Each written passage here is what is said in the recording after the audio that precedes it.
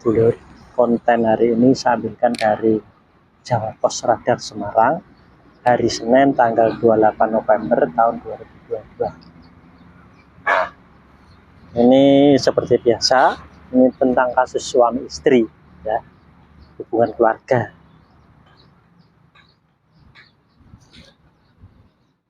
Halaman 1, nah, halaman pertama.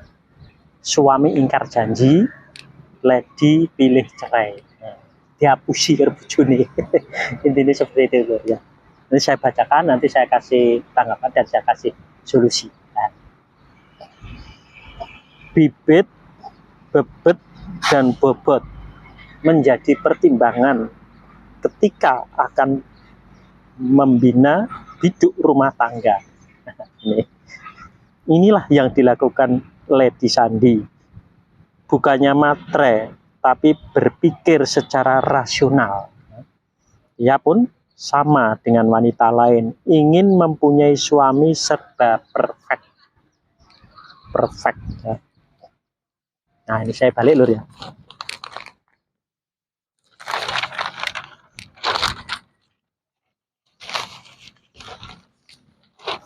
Nah, ini saya ngonten di taman ya, membelakangi lapangan ya.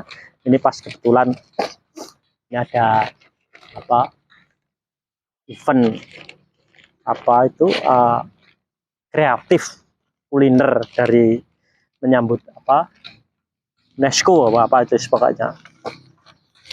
Nah, itu spanduknya seperti itu. Nah, ini ada panggungnya ya.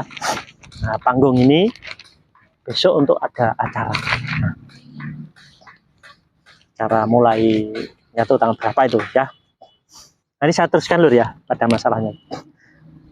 Matang dalam segala hal, baik perlakuan maupun finansial.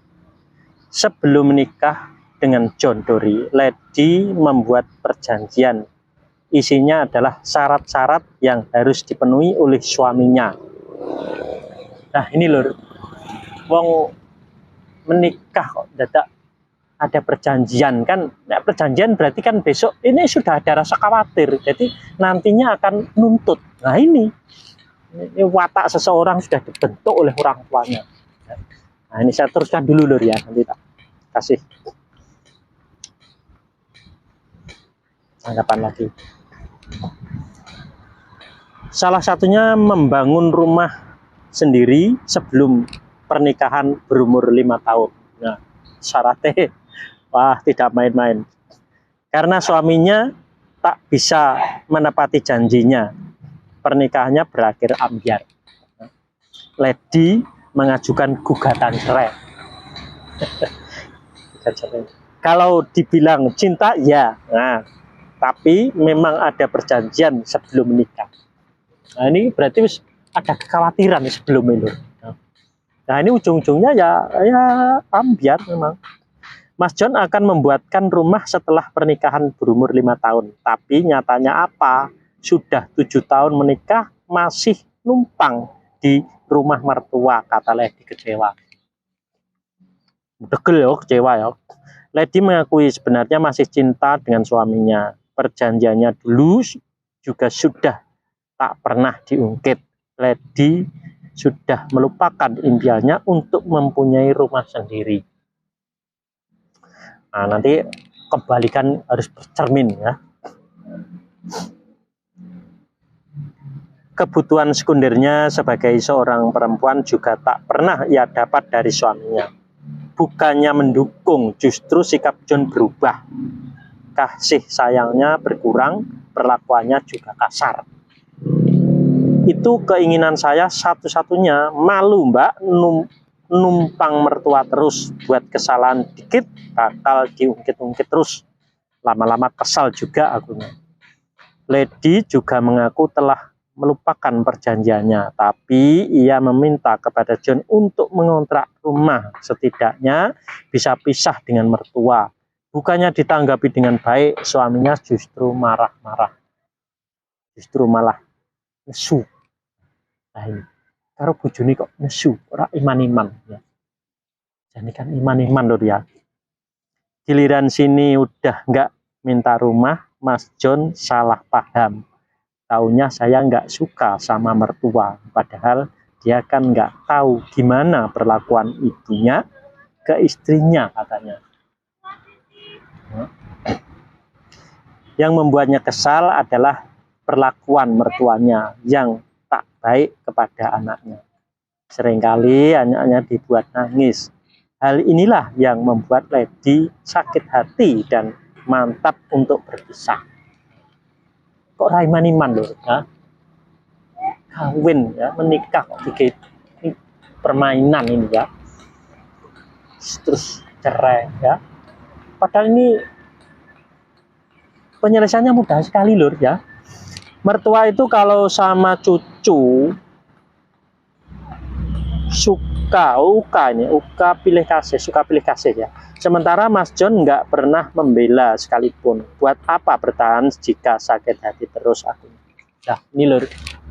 Nah, menikah kalau saling tuntut menuntut ya seperti ini. Nah tuntut menuntut tidak salah ya. Ini karena sudah dibentuk oleh kedua orang tuanya masing-masing. Makanya terjadinya orang itu hatinya selalu menuntut sini dan situ. Pihak yang laki-laki nuntut yang perempuan juga menuntut sama yang laki-laki. Nah, pada akhirnya apa? Nah, ini ujung-ujungnya seperti ini. Sebetulnya menikah itu tidak perlu milih bobot-bobot, tidak perlu. Jadi semenjak remaja, semenjak kecil itu sudah dikasih ridho pasal sumeleh setiap hari kontinu ya kan? Nanti otomatis anak itu akan menjadi sumeleh secara keseluruhan. Yang ini juga sumeleh, ini sumeleh. Jadi ke depan itu tidak ada yang ingin saling menang, gitu loh. Nah, penyebabnya orang itu ingin saling menang itu karena orang tuanya tidak ridho pasrah sumeleh. Nah, makanya lur ya toh, kalian ya toh, kalau mau ya toh, itu mulai sekarang lakukanlah minta ridho pasrah sumeleh sama kedua orang tuanya masing-masing. Nanti ya, besoknya ya toh, kalian tidak akan keblondrok mau milih siapapun ya.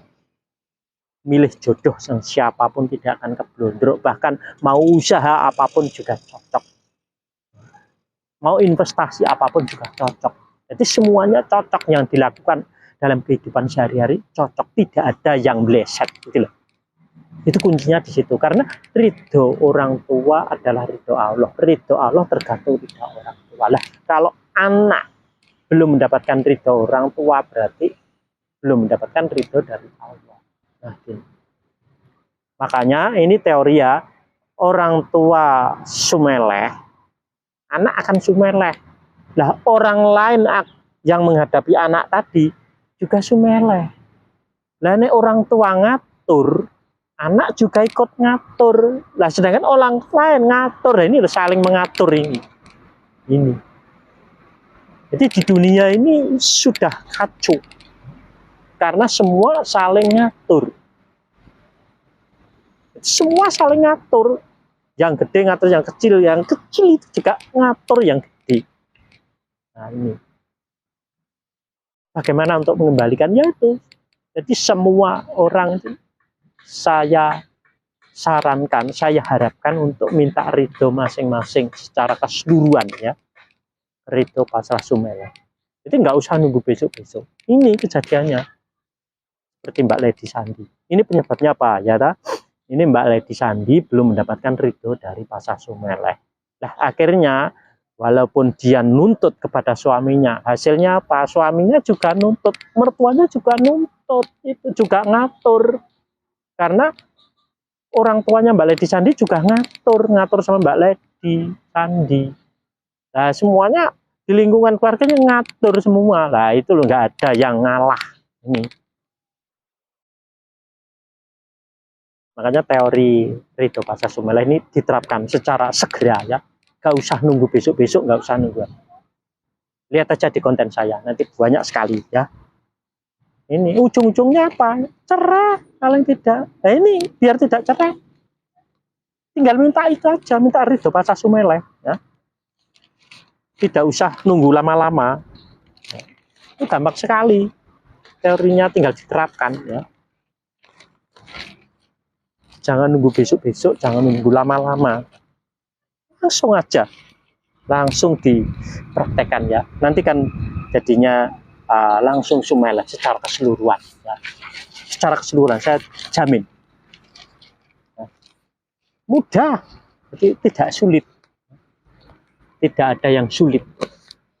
Semuanya mudah. Nah, nanti kalau setelah mendapatkan ridho pasca sumeleh masing-masing, Mbak Lady Sandi mendapat ridho pasca sumeleh dari kedua orang tua masing-masing, terus sedangkan Mas Jodori juga dapat ridho orang tua masing-masing, otomatis nanti Mas Jodori tidak menuntut, Mbak Lady tidak menuntut, terus mertua juga tidak membuat iyik usil gitu. Nah, nanti keluarga akan damai, ekonomi akan mudah, dimudahkan ya, dicukupkan oleh Yang Maha Kuasa.